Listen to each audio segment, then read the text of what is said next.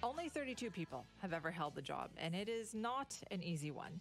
And yet, to be chief of the Vancouver Police Department in these challenging times is a job that many people still reach for. They still dream of it, including our next guest, who got the job officially on Friday. Steve Rye is about as local as it gets, graduating from Kitsilano Secondary, joining the force in 1990. One of my favorite parts of the story, his dad, who immigrated from India, worked in the Vancouver Police Department's Building Services Department. So he grew up hearing about police officers and their work at the VPD.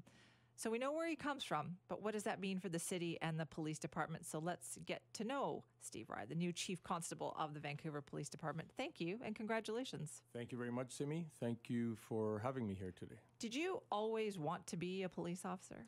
Yeah, it's not going to be a cliche answer, but the answer is yes. Ever since I was probably in grade 10.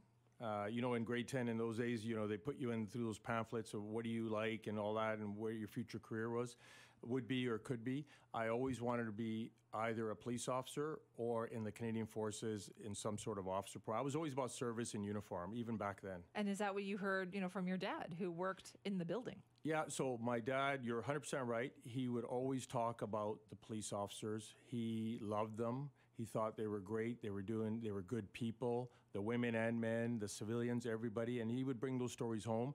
But the police officers that really impacted me were my high school liaison officers. They were coaches, and this is what they don't get credit for a lot of times. The cops, police, they do all these other things. So the school liaison officers really did a good job with me anyway.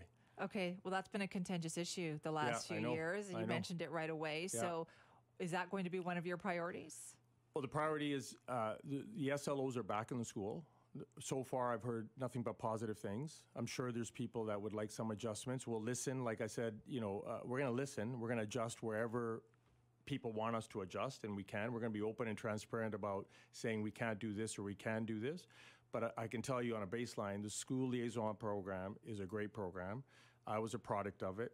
I had two coaches in high school, both soccer coaches, two different SLOs, VPD, and they impacted me greatly along with other people.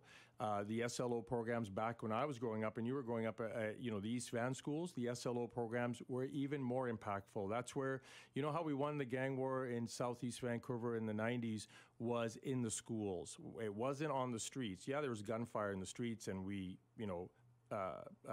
dealt with that. But where we won it is at Moberly Elementary and all the feeder schools and got to those kids early and made sure the right impressions were left in their brains when they moved up. And it wasn't the gangsters influencing grade 7 kids. So is that your message then to the school liaison officers about how you want them to see this job? Yeah, I want them my message to school liaison officers is role model, impact.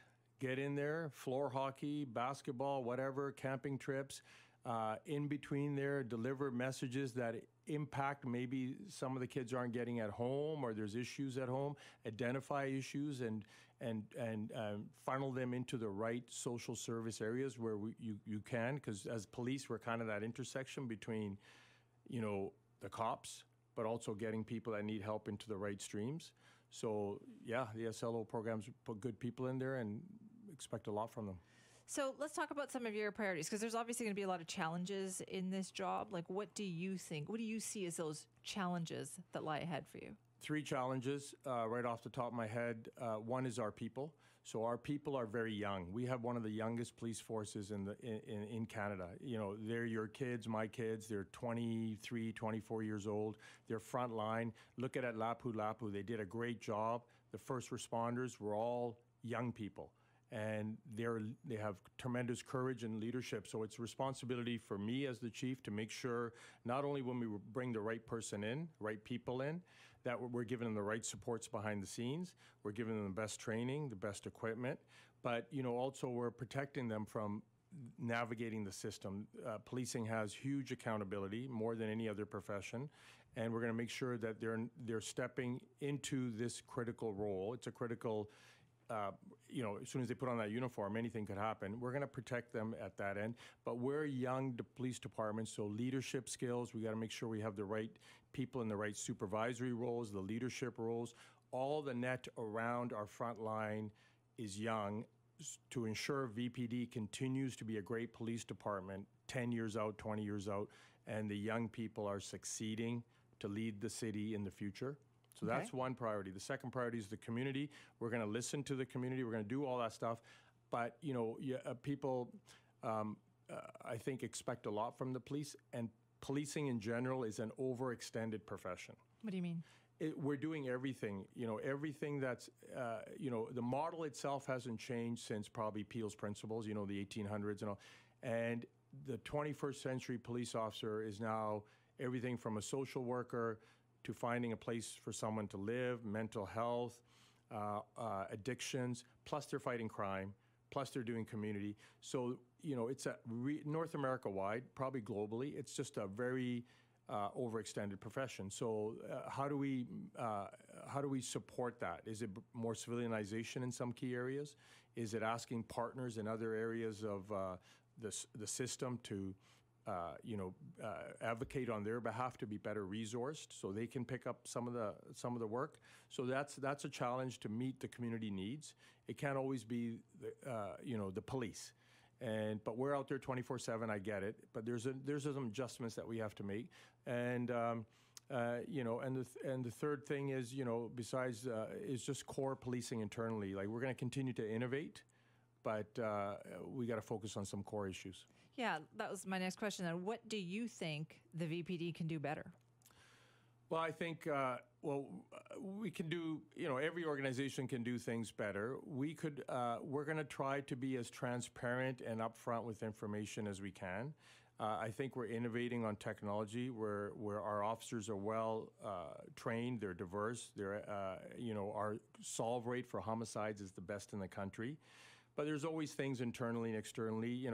One of the areas, key stakeholders that have some disagreements with us, I would like to settle those. Whether it's, I would like to see our officers in pride, in uniform. So I would like to see, what's the issue? Why can't we be there anymore, right? And there's on the margins, there's groups that feel maybe we're not as listening to them as we have in the past, and I want to see if we can reconnect. That sounds like a really big priority for you, though, is because you've mentioned it repeatedly, is that you want to build some more bridges with people who perhaps haven't had a great relationship with the VPD. Yeah, I think the pressures of everything we do has compounded over the years, after COVID especially. George Floyd created a lot of corners, and I just want to get back to a place pre-COVID, pre-George Floyd, pre-lines being drawn. The police aren't the bad people. We're your neighbors. We cut our neighbors' lawns. We're the coaches. We're normal people that are part of the community. Don't paint us with a brush that came from somewhere else, especially in Canada. This is Canadian policing. So let's sit down, have a coffee, and maybe reconnect on some of these more vocal community groups. And so some of the things that you talked about there will clearly deal with other levels of government, right? You're talking about mental health issues. How do you deal with those? Is that something you want to talk to the provincial government about? Do you want to say, listen, we need some of this stuff taken off our plate? Yeah, so I'll tell you, it starts with our mayor. So we have a political leader that we haven't had in a number of years that is not afraid to voice his support for law and order and policing and share his opinion on some of the road bumps into Vancouver growing from a little big city to a big city. There's a bit of a debate, going on culturally and all that stuff. And so he makes our job easier because he can voice some of the things that, we can't because we're apolitical. We can certainly say, hey, these are things that are driving our resources, and we're happy to be at the table to discuss what those are. But on that political discussion, we have a mayor that understands that, and we appreciate that. And I think the province understands that, and we've got a good relationship with them behind the scenes, and we'll continue to have that. But it can't continue where we're just chasing our tail. We're putting people into the system, they're back out, we're chasing them, back out. It's not going to work.